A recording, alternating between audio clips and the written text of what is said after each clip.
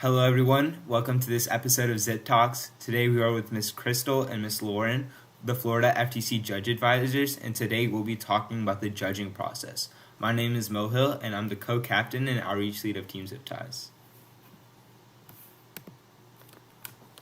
Hello, my name is Anu. I'm the other co-captain and mechanical lead for our team.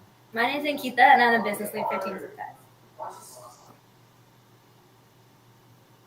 Right, and hi everyone, I'm Krystal Martz. I am the co-judge advisor for Florida State, and I also judge advise for the Northeast Florida League. And I am Lauren Bierman, the other co-judge advisor for the state, and I judge advise in Northwest Florida. Well, thank you so much for joining us. So to start this episode off, my first question is for both of you at least is, how did you guys get involved with FIRST Robotics? I can go ahead and start. And I got involved with FIRST Robotics in 2018. I started as the program delivery partner for First Lego League in Northeast Florida and grew to Central Florida. So I served as that program delivery partner for a couple of years. And I started when I was teaching high school science and was asked to run some after-school clubs. And through a series of events, I found out about FIRST, and I started coaching both First Lego League and First Tech Challenge. And eventually that morphed into becoming the program delivery partner in Northwest Florida and assisting in setting up a league for FTC here in Northwest Florida. And then just again, over time, experience brought me to the judge advising area. Well, that's really great to hear. For me, this is my 7th year in FIRST, and it's been really exciting. Anoop, Ankita. Yeah, so this is my 7th year in FIRST too. And so how I got into FIRST specifically is our coach, we were family friends. I was family friends with our coach, and so in 5th grade, she started. Our team initially started as an FLL team. 7 years ago, we did FLL for 2 years, and then we switched to FTC. So that's how I initially got onto the team, and how I got into FIRST itself. Yeah, and I kind of have a similar story to Mo Hill, and I remember we used to be on the elementary First Lego League team at our elementary school together, and so we've just been part of the program for so long because we've always been interested in that sort of field, and so we're just grateful to have the opportunity to continue into high school. Yeah. And then sort of to start a conversation about the judging process, when judges sort of interview a team, that initial 5-minute presentation they have along with the 10 minutes of sort of Q&A, what are some specific things that judges are looking for?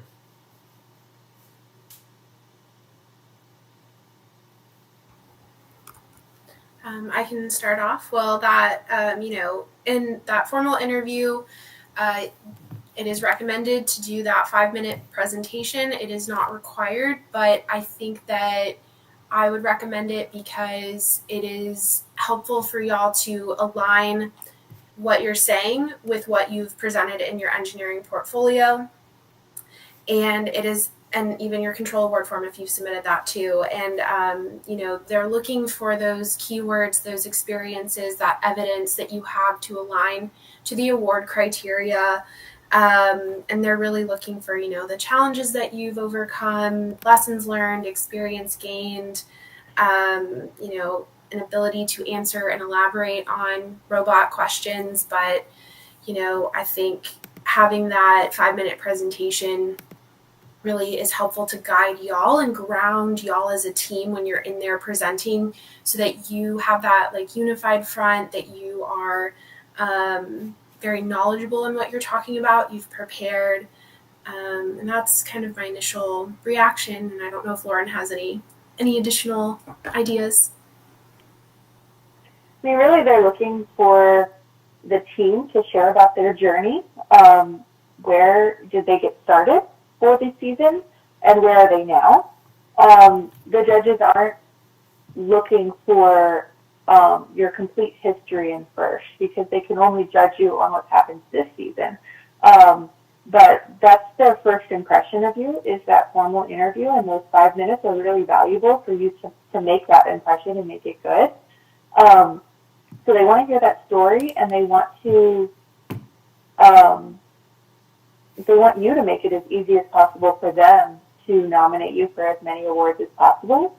And that happens when you take turns to speak about each of the award categories and where you have focused your efforts.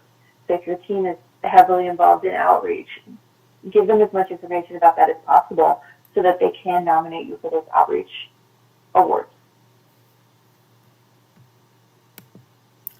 And like sort of specifically when it comes to like outreach and with engineering, what are like the best ways that a team could sort of show that? Because I know some teams, they give examples or give an idea about what they may do as like a structure for their outreach, but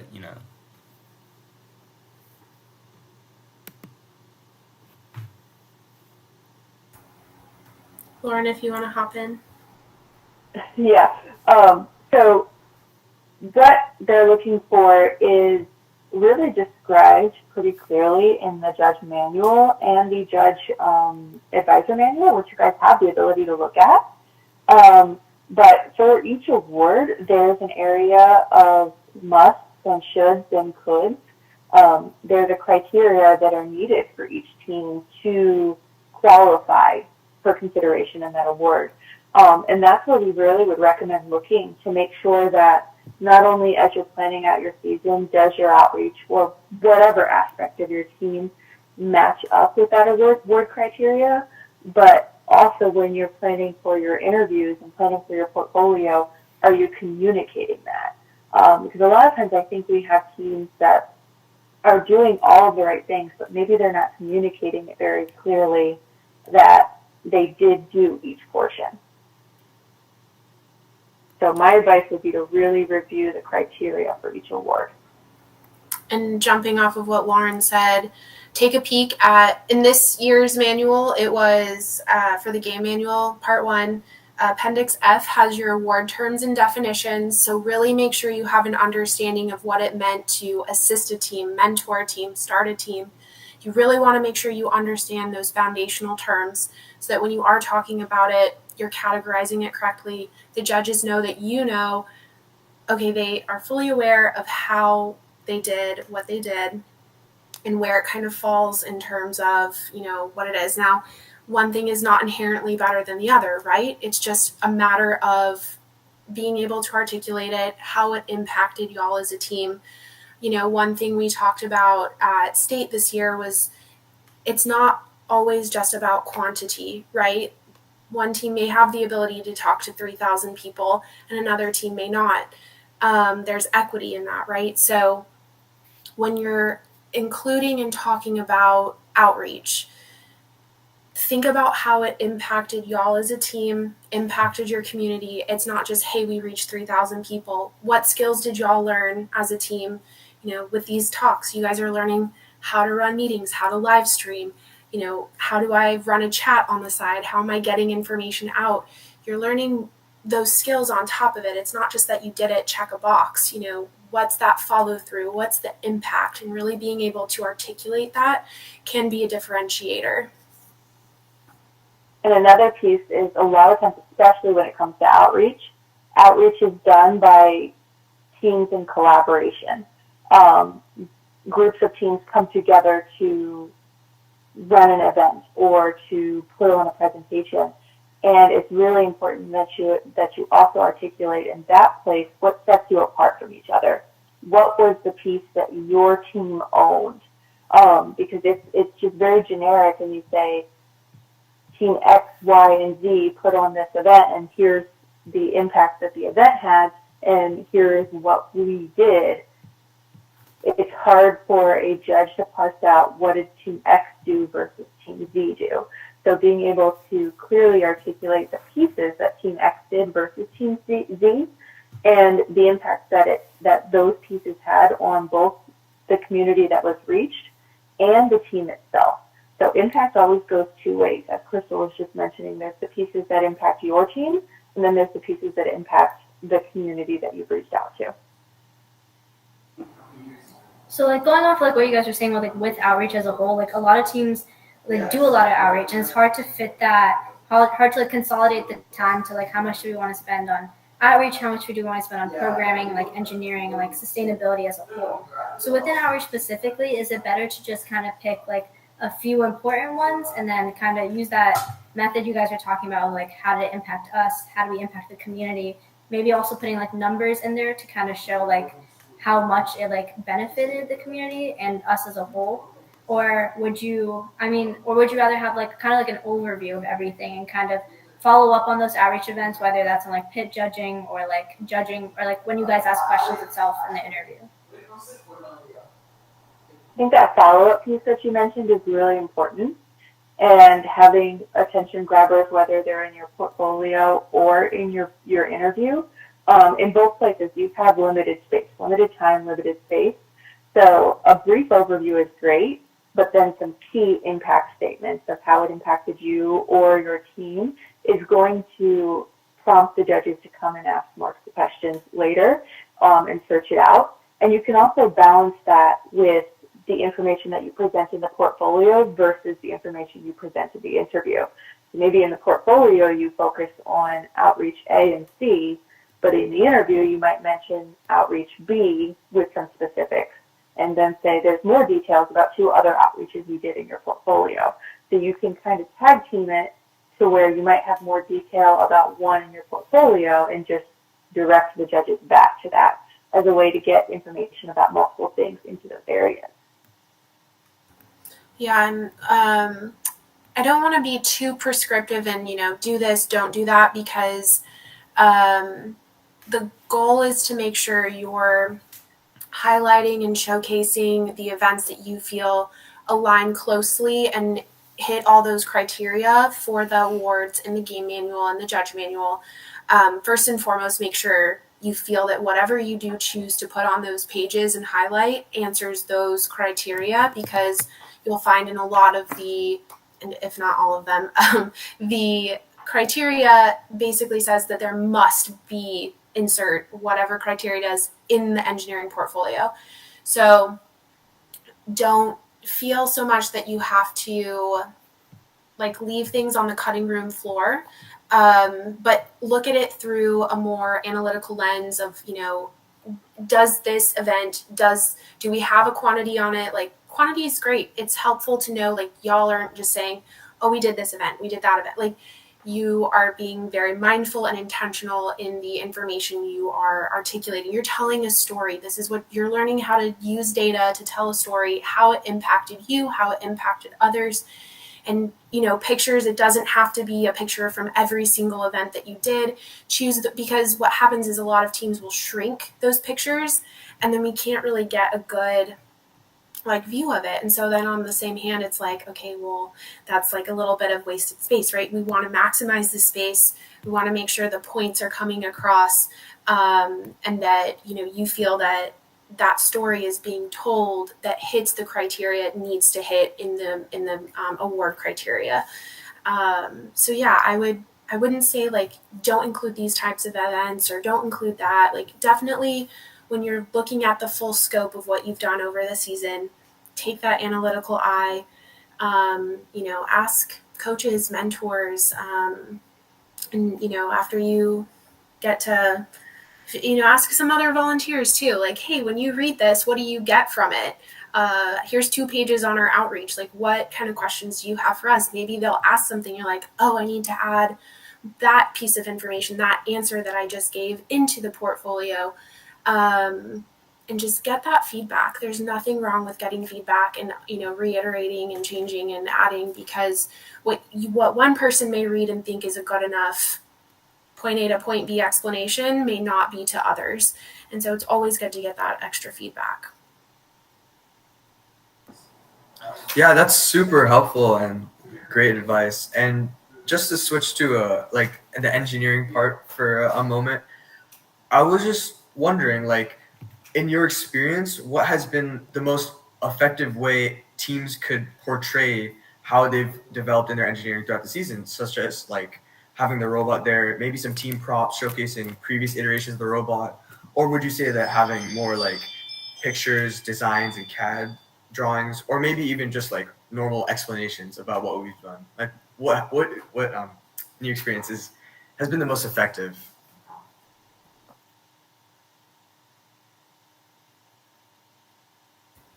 I think it's really going to play off of what the team is comfortable with and what the team is best able to speak to.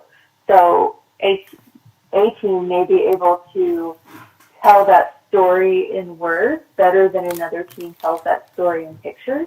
But regardless of how the story is told, those iterations are really important. Because when you get to the final event, we're very focused on the end state. And we're focused on where we are now and how the robot is performing. But what's really important is judging is how we got there, is all of those iterations. So I think the content is a little bit more important than the delivery. The delivery is important because you want the judges to receive it and to understand it, but that delivery is very personal. And what works really well for your team may not work as well when tried to replicate by another team. So whether it's pictures or words, props or the actual robot, as long as it's visible and it's really telling the story from point A to Z and giving a history of those iterations is really important. And that's a hard thing to do. It's hard in week 2 to be focused on documenting the iteration. But that's what's going to set the teams apart. Yeah, I would say whatever you can choose to illustrate in the portfolio is very helpful. Maybe you choose those select photos, and if you say like this is a selection of our iterations, judges can always ask for further, hey, what else do you have? Let's come visit your pit, and you have those pieces ready to go, right? But that you can elaborate on it, but you've at least shown it in your portfolio because those are a requirement. You'll find that it can be more subjective. There's not a clear-cut way in the judge manual of like, it must be CAD, it must be this kind of drawing, you must show this kind of coding. Like it's a both, bit of a blessing and a curse for y'all as teams to kind of navigate what are judges looking for, what's something important. What I will say is definitely if you choose to take a picture of something you've drawn or you've written on a board, we've had teams that, did math and they put that screenshot on there. Make sure it's not blurry. Make sure there's an explanation that goes with that. Like always do a caption, always, what is this picture showing me? Where am I going from point A to point B? And, really showing that process and that you understand the process. So it's not just about the picture or the CAD or whatever that might be that you choose to put in there. It's what goes along with it, and do the students know as a team, as a collective, that this is how we got from the beginning to the end. We know how this performs, why it performs this way. It didn't perform. What did we do to change it? How did we go about problem solving? It's that journey, those lessons learned. It's not always about just that end product. It's, this wasn't working, something broke, something went haywire. We had to problem solve, really showing those pieces, those components to the engineering design process. So yeah, definitely use those visuals though, because break up the text. Don't just give us a wall of text. That was something that, we've seen time, here and there.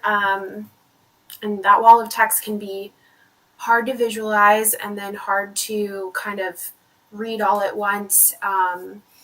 But if you've scattered it with, hey, here's our CAD drawing, here's what it looked like in person, maybe it didn't work the way we thought it would when you actually put it into practice, and then you're able to kind of go through that, both the physical side, the coding side, and then just that teamwork, of behind it all.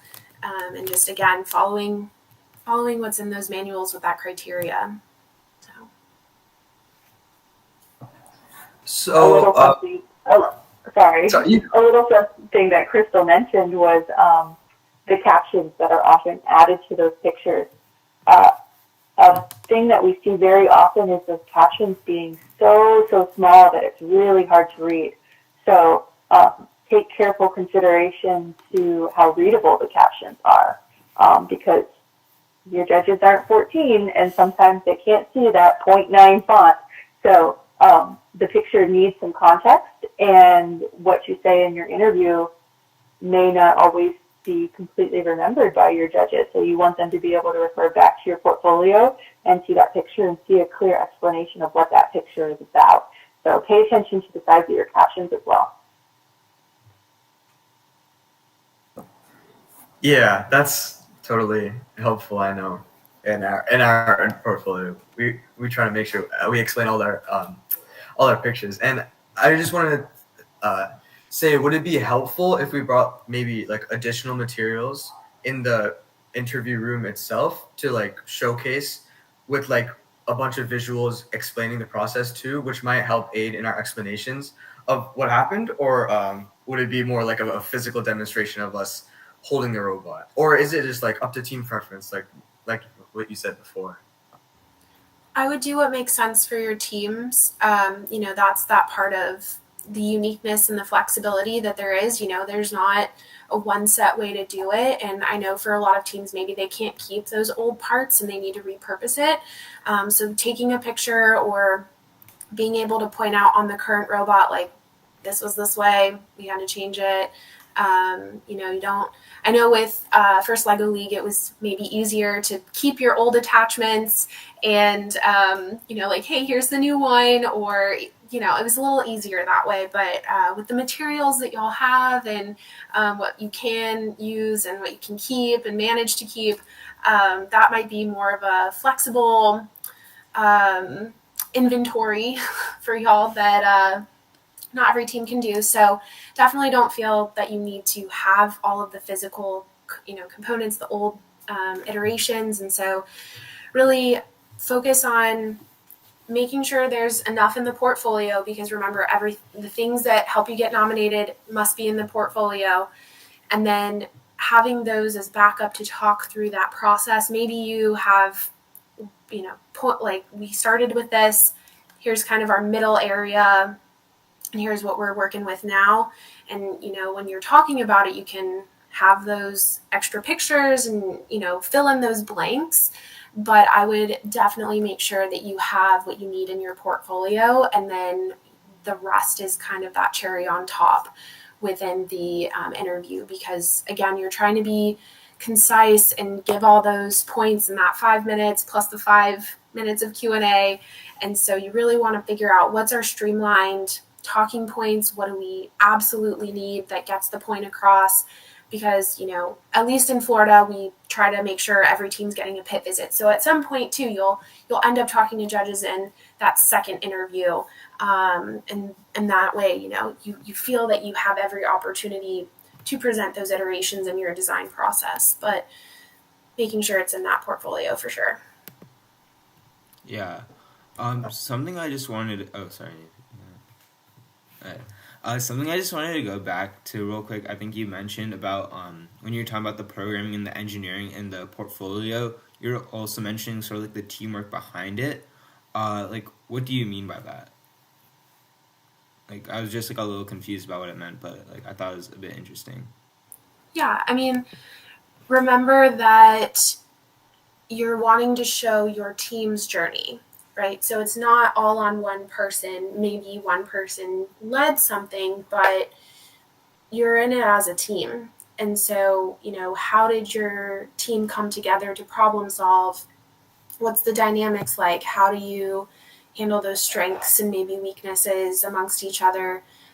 Because ultimately you are showing those lessons learned. So, it's not just about one person learned how to program the robot and knows the whole enchilada with the robot and how it's coded and how it's functioning, and they're the only ones that can fix it, or they did this one training and only they know the new knowledge that they've gained. They may have been the one to attend a training, but how did they share that information with the rest of you as a team so that everyone is learning? That's one of the ethos of FIRST, is making sure everybody grows in that understanding and that learning. And so that's kind of where I was coming with it. Lauren, if you wanted to add anything with teamwork side of that. No, I think that's good.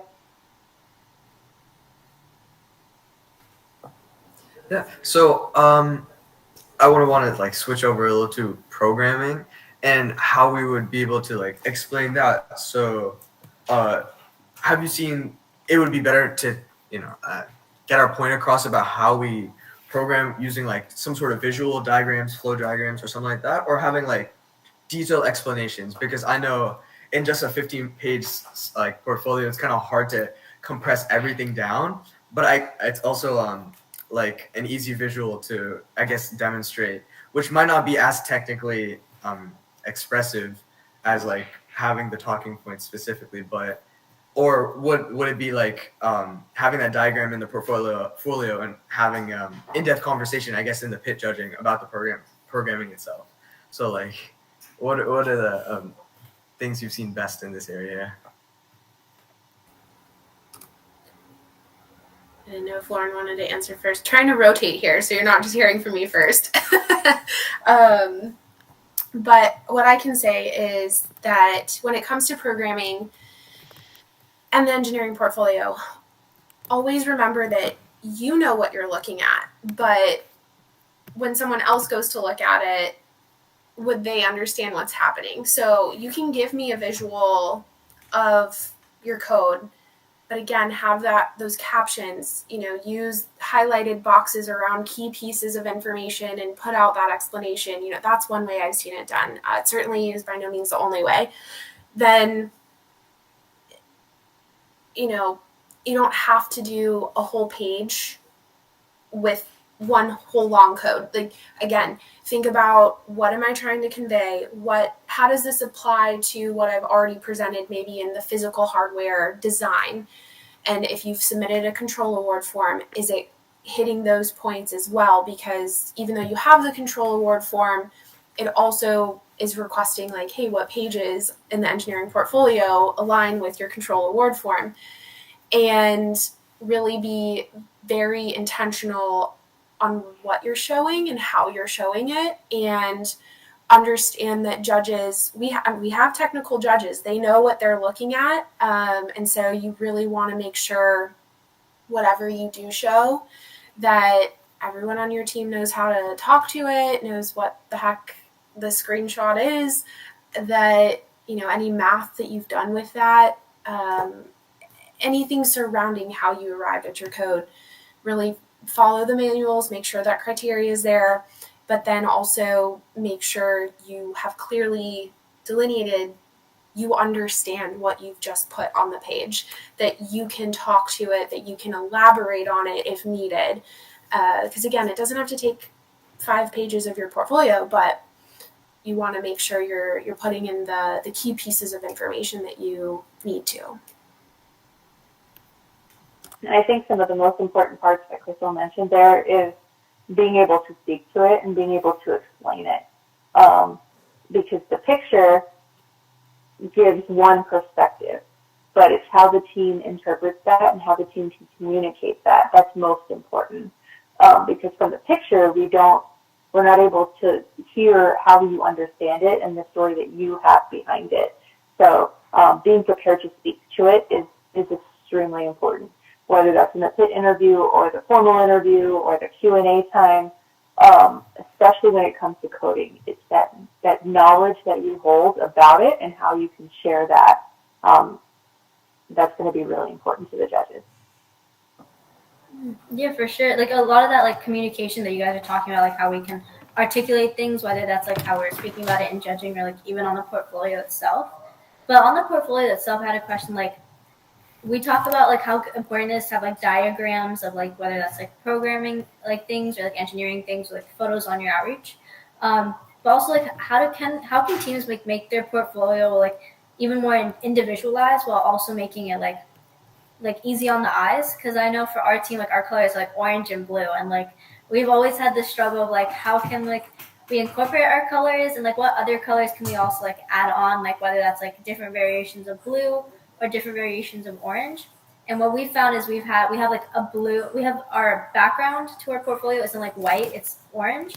But we've also gotten like comments of like, oh, the orange is super bright and kind of hurts like our eyes, especially when judges are looking at it through a computer screen.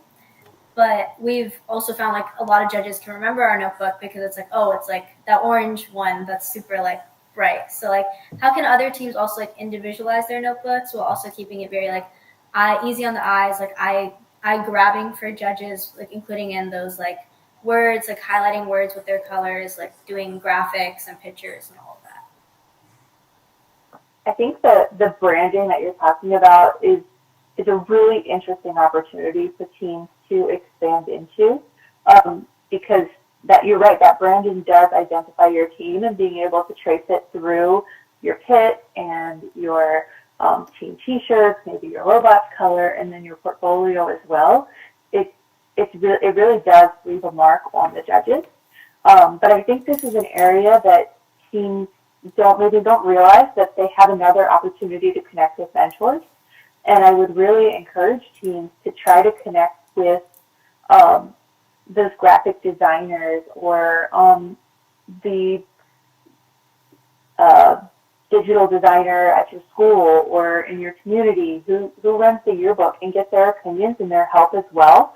Because we do see a lot of that where the colors maybe clash or are really hard to read on paper versus on screen, and looking at it in both ways is really important, and thinking about how accessible it is for everyone to see. Accessibility is a big thing here, and if you have maybe visual impairment, there are different colors that work better, and it's a huge opportunity for our teams to connect with a whole different set of mentors and experts to be able to find how best to display their work. And you pointed out that how it appears on the screen is often very different than how it appears in printed form. And thinking about that, you want it to appear well in both of those areas. You also mentioned something about highlighting specific words. And for me, I always find it amusing when we've got words highlighted, but it seems very random. And I'm like, I think, is this a puzzle that I'm supposed to solve? If I connect all of these words, do they spell something out? Or why is the word highlighted? So really making sure that if you are highlighting individual words, that it's impactful and that it does mean something. Not that it has to spell something out or create a sentence, but that those bolded words or those colored words are actually important. And how do we tell that? We tell that by asking for feedback, giving it to other teams, other mentors, other experts out in the area, maybe someone that doesn't have any first experience, and asking them, how do they feel initially when they look through this? What does it seem like you're trying to point out with your colors? But again, I think it's a huge opportunity to reach out to a whole different group of experts. And that's something I'd love to see Florida do better at, in the color choices that they make and the way that they highlight information in design. And just reiterate what Lauren said, readability is key. There are different design rules for screen and different design rules for printed materials. And there are color clashes and there are color complements. And so really learning that art to designing a presentation and designing a physical material will be very helpful. I know our judges would really appreciate it, and those font sizes really do matter. Again, I mean, your engineering portfolios, the font size has to be a minimum of 10. But think about, what needs to be a bigger font, what needs to be maybe smaller or medium. When you design websites, there's a header 1, header 2, header 3. And you really want to make sure that you are aligning with those different techniques. And so if you have Photoshop teachers or graphic design teachers at your schools, those are good options too, if you can't find a mentor who's in graphic design. And you really want to make sure those colors, those backgrounds, and this is an opportunity because different bold color backgrounds will have way fewer colors that you can use for fonts and borders and whatever you might want to do. Now with presentations, some of your leagues might be doing remote judging, and you have the ability to create a presentation that brands and aligns with your hard copy portfolio. And that's one way that you can do it, but you can also use those different design principles, understanding I can do an orange PowerPoint. I can maybe not do all my pages orange in physical form. Not that that was an issue for you. I'm generally speaking here, right? I mean, if it's a traffic cone orange versus maybe like a burnt orange, you have to look at the different colors that you're using and figure out, hey, can someone read this? We don't give judges magnifying glasses, so make sure, can someone read this? That's when you phone a friend, ask them if they can read it, and really utilize that for your design techniques. Font choices and font styles are also important there, because one font in a 10 point might look very different than another font in a 10 point. Some fonts are naturally really thin or really compressed, and some are naturally bolder. And so playing around with those, and again, asking for those other opinions and that other feedback, passing it to a range of different people, technical experts or technical people on your team, versus someone in your English class or your English teacher. You want to get a variety of opinions and feedback and find out what seems to be pleasing to most people, because the content that you write is of most importance to the judges, but the easier you make it for them to consume that content, the better.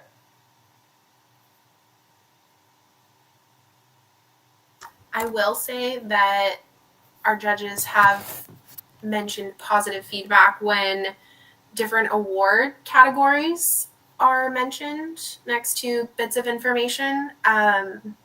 You might have multiple award categories that content fits, and that's fine. But some of our judges, it's been easier for them to go back and find, oh, okay, this specific page is geared towards this particular award, and they've been able to capitalize on that. So that is something, maybe a best practice, but definitely not required, that teams could utilize.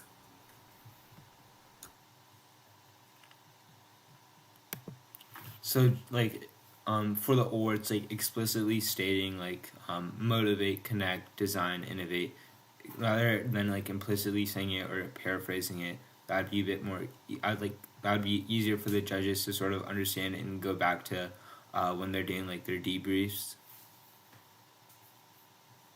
Yeah, when they've been deliberating, and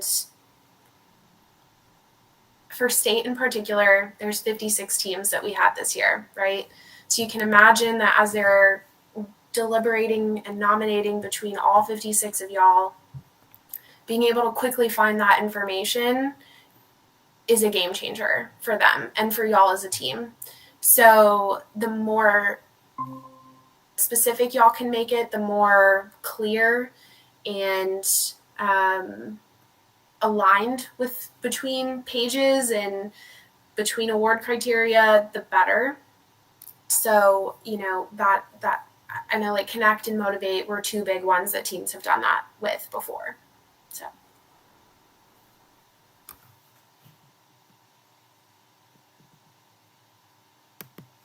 Okay.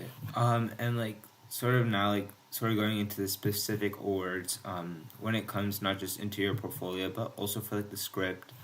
I know at least for the portfolio, we sort of talked about explicitly saying it, but in the script, what is the best way that a team can sort of characterize it when they're informing the judges, a brief overview of how they've been able to accomplish it this season?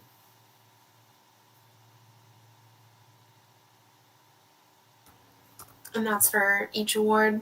Yeah. I think that, again, varies team by team and what presentation format is going to make the most sense. Sometimes teams may have a script, and sometimes teams may ad-lib or have different team members speaking to different award areas. I think what's most important is that whichever method you choose to present the information in your formal interview, that you practice it that way. So not just practicing my script or my taking turns there in the living room or my robotics classroom, but practicing it in the way you're actually going to have to present it, which is virtually, remotely, on screen. So if you choose to do that from multiple computers and everyone logged in from their home, then practice it that way with someone there, a mentor or another expert there to give you feedback and act as if they are the judges, or whether you're doing it all from your robotics classroom or somebody's garage. Practicing it that way and then watching it back and seeing, was that effective? And am I prepared for that? And what might I want to change? Do I want to change it to be more clear and say, when we were thinking about the design award, these are the things we focused on? Or is it more natural for your team to tell the story of their robot and let those areas shine on their own? And one strategy teams might use is looking up the questions that are in the judge manual, because everyone has access to the volunteer resources and can see those judge manuals and can see those basic questions that might be asked of them. And so, maybe you build your script around answering those questions and making those references to your engineering portfolio, so that you feel that there's a flow to it, that you understand we're moving from this award to that award. Not every team is going to go for every award. So again, to Lauren's point, that, it will look different for each team, and that's okay. And you can fit it based on the strengths of your individual team members. Maybe someone's really good with welcoming and greeting and introducing, different facets of the presentation. And maybe some team members feel comfortable doing that presentation format and screen sharing, and maybe your team doesn't. Whatever is best for your team, that's what's going to build you the most confidence and help you share what you need to share with the judges.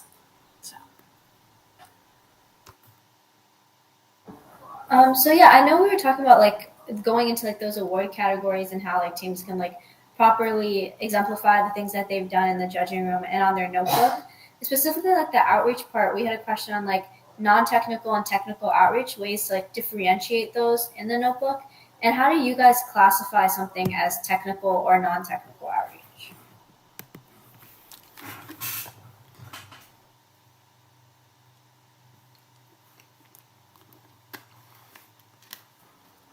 Lauren, do you want to kick off?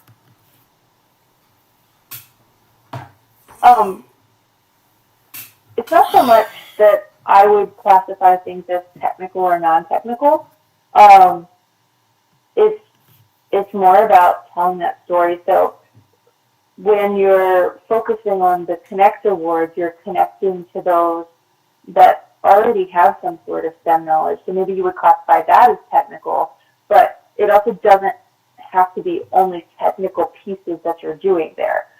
You can connect to them in lots of different ways. And then the same thing, Motivate, we think about as connecting, or not connecting, but outreach to those that are not already within the STEM or the FIRST community. But again, it doesn't have to be technical versus not technical. So I wouldn't get hung up on classifying things as technical or non-technical. I would focus on the groups that you're reaching out to, and are they already part of our STEM community or are they not? And I'm not quite sure if that's what you're asking or not, but maybe Krystal can clarify. Since Lauren can't see y'all, there is some nodding, so I think we're hitting the points on that. But yeah, just to reiterate what Lauren said, don't worry about classifying technical versus non-technical. Now, Connect is definitely those STEM mentors and outreach and community more focused in on that. But again, just look at each award, make sure the criteria that is listed that you are fitting into those definitions. Looking at that Appendix F, those award definitions, what are the terminology? What terminology do I need to be using that the judges also have that copy of, and we're speaking the same language, so that me as a team member, I'm ultimately making it easier on a judge to make sure I'm hitting those points in the criteria lists from those must, shoulds, and coulds. That way that, we tend to look at technical as more robot side, maybe non-technical more on that, outreach component. But within each award, don't limit yourselves, if that makes sense. Like, don't box yourself into a terminology or a dichotomy of this information is fitting into that box, this information is fitting into that box, and you keep them separated. I think the entire idea is that they integrate together, and how to doing this component that maybe is more on that technical side help me with the non-technical, and vice versa. So that ultimately, because when you're doing training and you're learning something from someone who's in the STEM community, that's directly impacting your technical side. So I wouldn't force yourselves into keeping information separated. I think that you would do a disservice to yourself.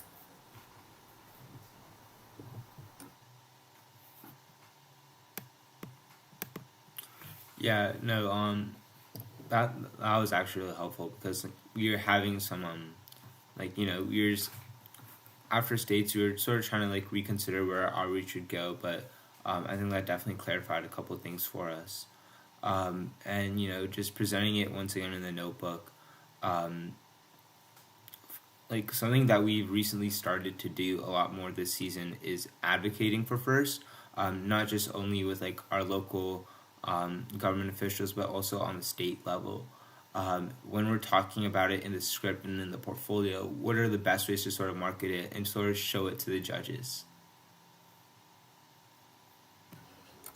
I would ultimately figure out what your end bullet point is. What is the point of doing that outreach? Why? How does it impact others? How does it impact you and your team? What did you learn from it? Because going to the state and doing a presentation, that quantity might be lower. So sure, in terms of quantity, you might feel like, oh, well, I presented to one person, but think about that impact. What did it do for you? So, and why is it important? Having that understanding and being able to talk to me doing this now helps do insert reason. That's kind of my first thoughts on that. Lauren, I don't know if you had additional thoughts. I do think there's an area in the game manual that does specifically talk about advocacy and advocating. So I would make sure that you are familiar with that and seeing what is classified as advocacy and what is not before you engage in it, so you make sure you speak to it in the same way that the game manual does. And then the other thing I would say with advocacy is just making sure that you're engaging the right people within the FIRST community, so that the story is the same. And that's more than just about judging. But if we want to make huge strides and changes for FIRST within our state or our nation or our community, it has to be a very concerted and compiled effort. So if every team is trying to enter into advocacy for the judging point, so to say, but they're all going after something different or advocating for a different style of something, we have way too many stories going, and if they don't come together, we might not see the impact that we want. So, and I know my advice here is kind of outside of the idea of judging, but I would just be really thoughtful when entering into advocacy to communicate it in the same way that the game manual communicates it, but also to engage with those FIRST leaders within our state and ask them if your story lines up with the story that they may already be advocating for. Because the more people on the same storyline, the more effective the advocacy will be.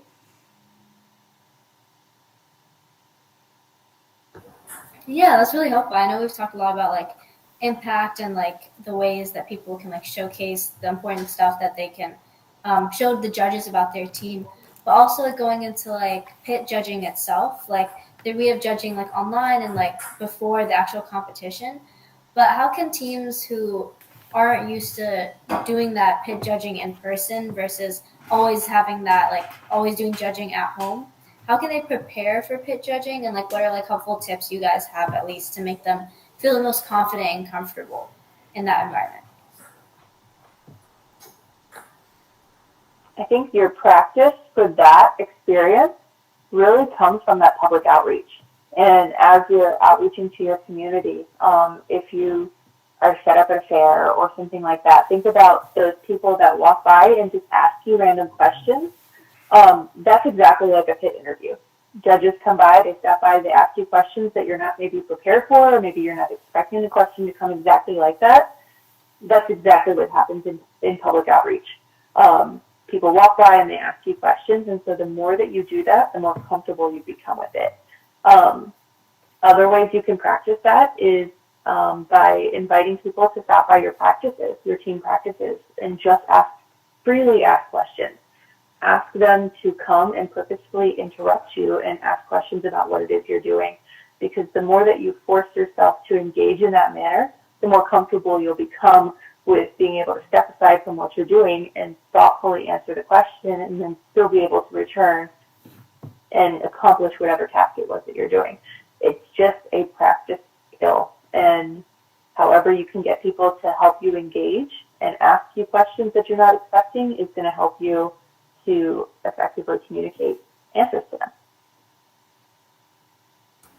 And this might be a little bit out of the box, but when I was thinking about, chatting with y'all about preparing for interviews, for the formal interview, but then you also have the pit interview, a lot of team members I know get really anxious and get really nervous because judging can be scary.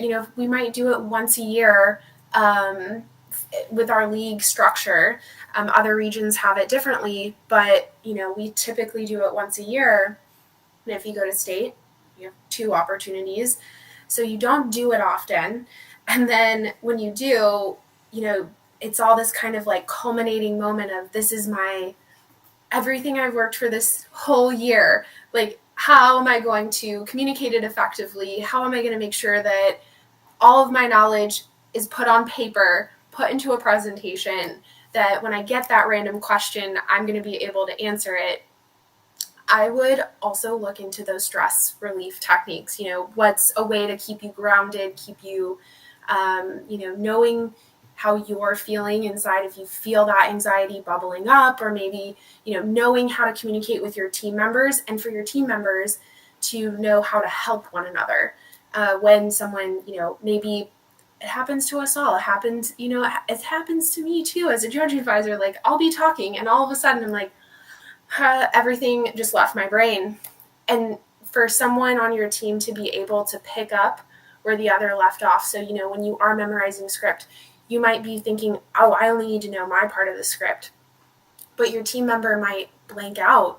Worst case scenario, your team member might blank out and maybe they need 1 or 2 keywords, and you can help them get back on that page, that they can feel confident that if, I've forgotten what I need to say, I only need a couple of keywords to keep going. Or if someone is sick and can't come anymore, someone else is able to fill in and get that, because those are those last minute stressors that are unforeseen, that preparing for that so that y'all feel comfortable as a whole team.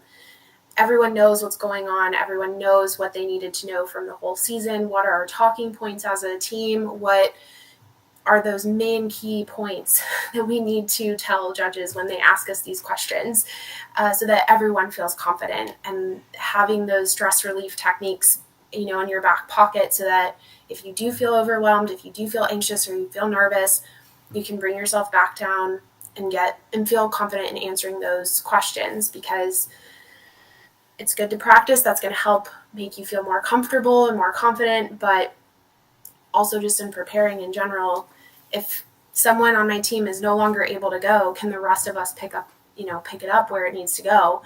That can be a key factor as well. Going into like how important it is to like also like gain that feedback from judges, especially because, as you said, like a lot of teams only have like a very limited amount of experience with judging, especially if it's like stops at league champs or even states being their only second time doing so.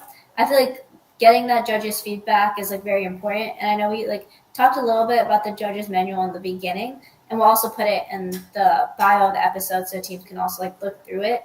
But what is your guys' like key takeaways from like how important the judges feedback form is, and like how important like going through the judges manual is for teams to do so to prepare best for competitions? Yeah, I think it's really important to go through the judges manual, because you'll see that the award criteria that you get in the game manual is also in there for them. But then they also they look like rubrics, but you have the different categories of awards, and you have those musts on the side. And then you have kind of from a beginning to accomplished or exemplary categories with some notes for you to prepare. There's that self-reflection sheet as well, so that you can also kind of be thinking, this is how judges approaching the entire situation and all of the information that they are being bombarded with from however many insert number of teams, right, over a very short amount of time. And so that's why you want to be very concise, very specific, and reading the judges manual will help you curate all of your information and boil it down to what needs to be in there. But then, there's that feedback form that you get, being mindful that that is only reflecting that initial interview, that it is first impressions, it is not used in deliberations. So understanding, and there's wording on there too that even judges will be like, oh, it says shows gracious professionalism throughout the whole season. Well, our judges are only judging you on the day, that competition, and the information that they've been presented with. So some of the wording might, be confusing. And first of all, always feel free to ask. But second of all, when you're looking at that, those forms are used for our league tournament system and then another type of event system. So the form is being used for kind of different purposes. And so just keeping that in mind, but focusing that this is the judge's first impression of us, that it's not a complete picture. It doesn't include, okay, they looked through our engineering portfolio, they know all this stuff. It's not including the pit interview. It's not including match observation. It's not, all those extra pieces that you've presented to the judges. That feedback form that you get does not include all of those components. So kind of take it from that perspective, make sure your context around it is there, and then focus on, okay, this is for just the formal interview. What do we think went wrong? Like self-reflect, right? And then kind of take a peek at that feedback form and really kind of try to see where those things are overlapping. How would you improve it without seeing what the judges said? And then, maybe the judges' feedback lines up with that, and you're like, okay, cool, that is definitely something we need to work on. And just kind of taking it from that perspective. And maybe if there's something that's like more on the beginning side, like, maybe we didn't talk about it in the interview, maybe we add it to the script for the next round, right? But then again, it may be something you brought up in the pit interview. It may be something that was in the portfolio. So again, being like, it's that pulse check, okay, it wasn't in our script, but eventually the information was there. But just kind of making sure that you have that perspective on that feedback form. Yeah, and I think Krystal hit all the points that I would pass out.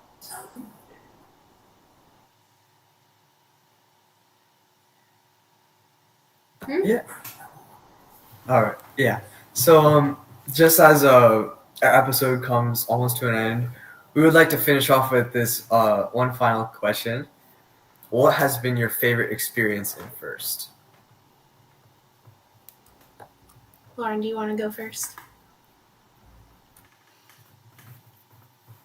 I would say about 2 years ago, I got the opportunity to judge at World Championship, and it was just really exciting to see how far teams can go and hear the story that we had in Florida reiterated around the world. Getting to meet a team from the Netherlands that was working on the exact same thing as teams in my backyard, and seeing how FIRST really does bring the world together in a common mission. It was exciting to see the top of the top, but even more exciting than that was to see that everybody was working towards the same goal, and whether they knew each other or not, they had the most in common. And it was fun. It was exciting. And I think my favorite experience, well, I'm going to say it's one of my favorite experiences. So again, when I was a program delivery partner, and the pandemic hit, a lot of teams were unable to share supplies in order to build their robots. Like, y'all could not touch the same stuff because we did not know what the heck was going on. And I just remember, I'm just so thankful that I had the ability to offer the opportunity to have a couple of our students who were in 5th grade. They were like, oh, we're going to learn this Lego virtual platform that our team could contribute virtually and build this robot, so we know the final pieces that we're going to need, and then one person can build it. They taught themselves the program, and then they turned around, learned how to do Zoom, and taught on Zoom, did the screen share, led the whole thing. And these are 9 and 10-year-old. Like, these are the skills that y'all are learning, and being able to see that happen firsthand, be able to have that platform and ability to let y'all just do what you do best and showcase what you're learning. These are skills that, employers are looking at. I work in talent development from a regional standpoint, and employers are all the time talking about these ability to be a self-starter, have problem-solving capabilities, think outside the box, be innovative. These are the skills that y'all are learning, and getting to see them and know that I have students coming up in the pipeline who are going to graduate. And whether you go to college or you do technical or certificate, whatever your career pathway turns out to be, there are opportunities for you, and the skills that y'all are gaining are setting you apart in ways you can't even imagine. And I think that one experience has allowed me to just feel the whole effects of the program and know what's kind of on the other side for y'all. And that's why it's one of my favorite experiences. So, yeah.